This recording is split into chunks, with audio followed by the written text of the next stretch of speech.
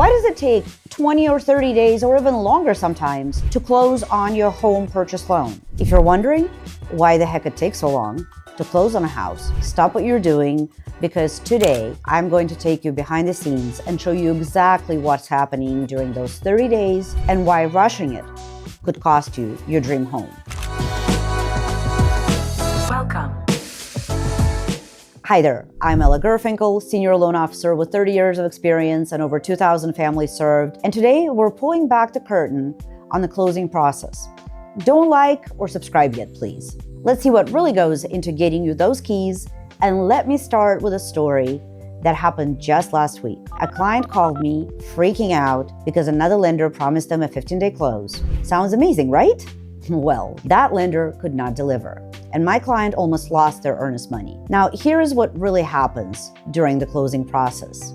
Let's talk about it. Days 1 through 3. Those are critical days for the setup of your loan. First of all, your loan application gets finalized between me, your loan officer, and yourself, and that's when everything gets pushed from my desk, figuratively, from my computer, to the rest of the team on the back end, basically the wizards behind the curtain at Oz. We send their initial disclosures, we order your appraisal, we get title work ordered. But what nobody tells you, and that's why our messages are so urgent at that point in time, is that if you don't get those disclosures signed and back to us as soon as humanly possible, everything literally stops. I've seen many a time those 3-day delays just because someone didn't check their email. Now, let me tell you, we love you. Our clients, we absolutely love you. But it's not always possible for us to play babysitter and tell you that the disclosures have gone out because, frankly, we want to treat you like adults. And we rely on you checking your emails. So yes, nowadays, we're relegated to playing babysitter a lot more when we actually will text you and let you know to check your email because the disclosures are out. But 90% of the time, the ops people on the back end, those amazing support people that we all rely on, they're a machine. They can't stop what they're doing to remind everybody to do their part of the job, as harsh as it may sound. Next phase of the transaction, days 4 through 14. Now, mind you, this could be the time when you're still working on your inspections and you're still negotiating some of the inspection pieces. Great. But my wheels, the loan wheels, do not come off the bus because you're still inspecting the house. Our wheels are turning because your 30-day close per contract, if that's what your contract calls for, we still have to adhere to them and we still have to close you on time. So if we're missing time here, it means we have to make that time up somewhere else. And there is usually not that much time to make up throughout the process. So this next phase is basically your documentation phase. We verify your employment, we verify your assets. The appraisal hopefully comes back to us, but in the meantime, even before the appraisal comes back, once we verified your employment and you do have the money for the down payment and the closing costs, hopefully the seller is paying for them, but that's for another conversation. That's when everything gets packaged with a bow, as I say, and gets sent on to the next phase, into processing and then to underwriting. So the goal is typically that before the appraisal actually even gets done, we already have your file reviewed by underwriter and a conditional approval issued. Now, let me talk a little bit about the employment verification process. Even if you've been at your job for 20 years, we still have to verify it. And not only do we have to verify that you've been at that job for 20 years, we also have to verify what you have been paid in the last 2 years plus year to date. Again, rules of thumb.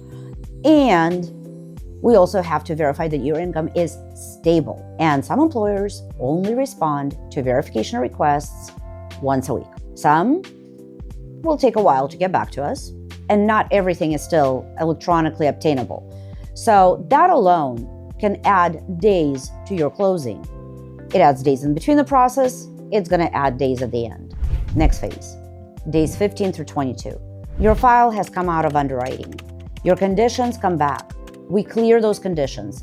Let me explain to you what conditions are. Your documentation, your financials that were sent off for effectively sign off and review have been, at this point, reviewed and looked at by the underwriter. It's another licensed professional behind the curtain, behind the scenes, who has to verify that everything we have collected from you, collected from third parties, actually corresponds and satisfies the guidelines and requirements of the loan type that you're getting, so that we on the mortgage side can actually sell your loan, meaning the loan can be funded by whether it's Fannie Mae, Freddie Mac for conventionals, or the investors who, quote unquote, buy the loans when it's anything else. This person goes through literally everything that we have supplied. They verify that your income is in fact stable and is not variable. They actually go through your bank statements line by line, believe it or not, and they will question certain things on, for example, your bank statements. Is your bank statement showing large deposits? And what are large deposits? Large deposits are different for everybody. There is no rule of thumb across the board or one size fits all. It's the deposits that are typically more than 50% of your monthly income. There may be some irregularities with your bank statements. There may be, quote unquote, undisclosed debt. Companies like Affirm, for example, do not report to the credit bureaus, not always, but the underwriter may notice recurring payments coming out of your bank accounts to something like Affirm. So yes, the deep dive into your financials is that deep, in fact. That's why if you've seen my videos before, you have heard me say that getting your loan through underwriting or buying a house is akin to getting a freaking proctology exam financially. Because yes, the underwriter does crawl up every single crevice and every nook and cranny of your financials. So when they have reviewed what we have provided with your assistance, they now go back and send us a new list of items that we need to provide in order to finalize the approval. So conditional, therefore conditions. Conditional approval, now we have the approval conditions that we get back to you with, and that's what happens in this next to last phase. Now, the common misconception is, and I've run into this actually lately quite a few times, is where when we tell somebody they're conditionally approved, they kind of rest on their laurels and at that point decide that, oh, we're done, we're good. Hell no. Conditional approval means that there is still additional stuff that we need to get from you. And again, that stuff could be minor, that stuff could be major, but here's the kicker. Sometimes the additional stuff you provide will trigger more stuff to be asked for. So sometimes it does become a chain reaction, and it's not that simple. Just because you provided something doesn't necessarily mean that you're, once again, done. It ain't over until the lady sings and until the underwriter actually has signed off on everything, and now you've gotten into the clear to close phase. But that's coming next. Days 23 through 28, the final steps. The clear to close is issued if and only if all of the underwriting conditions have been satisfied, if and only if the appraisal came back without repairs, without any issues with the property, without any health and safety stuff. You've already, in the prior period, have signed your initial closing disclosure. That's what trips up the 3-day waiting period. Now, if you haven't signed the closing disclosure, the initial one, essentially look at it as a rough draft. Now you may be looking at a 3-day delay before you can actually close on your loan. Assuming all of that is done and all of that is in the clear, your final documents get prepared. Just because you think you're done, because we have a clear to close, and this is where, it's probably my pet peeve, favorite pet peeve, is where everybody calls, when can I sign? Can I go to escrow now? Can I sign my documents now? Essentially, a with there yet version of the adults buying a home. No, not quite. It may seem like it's super simple, hit the button, post the final documents, loan documents to the escrow company or attorney's office to sign. Well, it ain't that simple yet. In the process of preparation of the final documents, our funders, our department that is actually working on the final documents and your final loan funds to be sent to escrow or attorney's office, they actually have to not only get in touch with the escrow company or closing attorney working with us, but also balance the final numbers. Because when the documents get done, we also need to tell everybody how much money you need to bring to the table. And the only way to know how much money you need to bring to the table. And sometimes this back and forth between the funder and the closing office is not a one-shot deal. Sometimes it's going back and forth and figuring out where the discrepancies are. Even if it's pennies, everything has to balance to the T. Now it becomes a matter of accounting. It also becomes a verification of how title is to be held. So that back and forth is not always up to us. It's also up to this third party, being the escrow office or closing attorney's office. And depending on how long they will take, will drag out how long it will take to get the documents out. Now, typical turn time for getting the docs out is 24 to 48 hours. Let's say all of that got done, and then documents got pushed out to closing, days 29 and 30, your closing final documents are signed, our funds get wired, meaning from the lender side, your mortgage, your funds get brought in. Only after that, the loan is usually released to record and you can get your keys. But let's talk about the things that can slow us down in the process. Self-employed buyers need extra documentation. Property issues, those come up during appraisal lately quite a bit, as a matter of fact. Title problems that need to be clearing. I'll give you an example. I actually am in a transaction right now with a client who, upon receiving their title report, discovered that there was a possible judgment against his wife. Well, on further digging, her name was similar to somebody else, but it could have tripped us up and it could have taken the extra time. Employment changes. Please, please, please, please, please do not change jobs when you're in the process of buying a home. New debt shows up on credit. Because guess what? Just because we pulled your credit report at the beginning, you're not in the clear.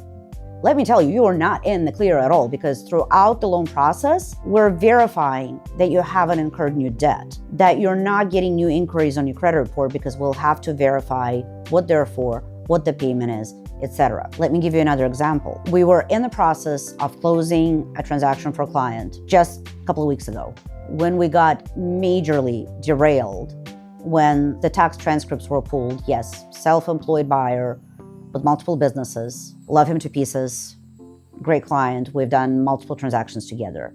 This one threw me for a loop. Tax transcripts were pulled, and it was discovered that there is a pretty sizable chunk of IRS taxes that are owed. Reached out to the buyer, turns out that he's on a payment plan. Well, we do have to incorporate that payment plan into the bigger picture. So that by itself caused a 2-week delay in the process of the loan while we were rolling with the punches, figuring and refiguring out on how to address the IRS payment plan and still maintain a loan approval, because it was a sizable monthly payment, because nobody consulted with us, obviously, before the payment plan was established and how it was going to affect the loan. That happened in the transaction, not before. There is unforeseen stuff that comes up all of the time. Or another example, an appraiser threw us a curveball on a purchase in Georgia where the appraiser thought it was a bat in the attic of a home. Not kidding. Took a picture of what he referred to as a bat, except for, I'm sorry, a bat sitting upright on a sill of what appeared to be a window, which was really more of a air intake in the attic, in broad daylight. It took us days and going up the food chain and getting my corporate involved to overturn the appraiser's comment that it was a bat and therefore extermination services were needed. Because again, have you ever seen a bat sitting upright in broad daylight on the bottom sill? I haven't. Anything and everything during the transaction can be addressed. Where there's a will, there's a way. But I know some of us have heard horror stories and some of us come through with absolutely stellar results. There are certain things throughout the process of the loan that frankly you can't control, and neither can I. You know, I'm all out of fairy dust. I just can't snap my fingers and click my toes and get you to the finish line. Rushing the process is not necessarily the best thing, but that said, if you are on top of your financials, if you have provided everything up front to us, or if throughout the process issues come up, we can tackle them. The fastest you can get us what we need, the faster we will overcome those issues and challenges. Can we close loans in 10 days or 15 days? The answer is yes and hell yes. And yes, we do those routinely, but it's not for everybody and for every transaction to close in 10 to 15 days. And even on a 30-day closing, delays come up, mistakes happen, third parties intervene, i.e. appraisers, or title and escrow. The required waiting periods can get violated we're required a 3-day waiting period here, there, and everywhere throughout the process. So could you end up not closing at all? Possible. My goal is to not let that happen. My goal is to get you across the finish line with as little stress as possible. But the delays do happen. And all I'm trying to do is just explain why sometimes it takes longer to close on a loan than the normal 20 or 30-day timeline. Now, what is the biggest mistake that I see? People choosing a lender based on the promised closing time rather than actual ability to close. That 15-day close promise means absolutely nothing if they can't actually do it. So here's what you really need to know about closing times. 30 days is honestly normal and healthy. 45 days, it gives everybody a lot of breathing room, but in a competitive market, it may not be something you want to do. 60 days might be needed for complicated situations, meaning multiple tax returns that weren't reviewed up front, potential tax liabilities, or property issues. Or you may be getting a home equity line of credit on one house to fund the next purchase. Ask for a longer closing just to be on the safe side, not to create more stress for yourself, and allow all the parties involved enough room to work. Anything under 20 days, a little risky, but doable. Usually we'll say we can close in under 21 days, pretty much only to win you the house, and only if you have fully cooperated with us, helping us help you get your pre-approval done in the best fashion possible. Now, from the bottom of my heart, I want your closing to go smoothly again. I can't stress it enough, even if it takes a few extra days. But to avoid the delays, book a free consultation. Use the link below. We will create a realistic timeline for your specific situation, because there are no two situations that are alike. Now that you understand what really happens during those 30 days, if you found this helpful, please like and subscribe, and I'll see you in the next one.